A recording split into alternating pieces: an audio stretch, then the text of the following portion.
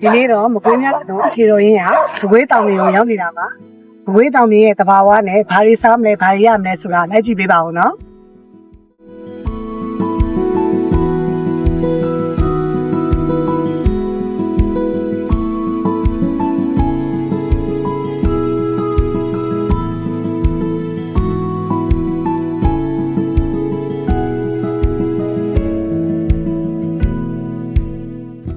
ယခုကတော့ခေယာဝင်ပြတောင်မြေပေါ်ကနေပြီးတော့မကွေးမြတ်တော်စီတော်မြတ်ကြီးကိုဖုတ်ထရတဲ့မြေခွင်းပဲဖြစ်ပါတယ်ရှင်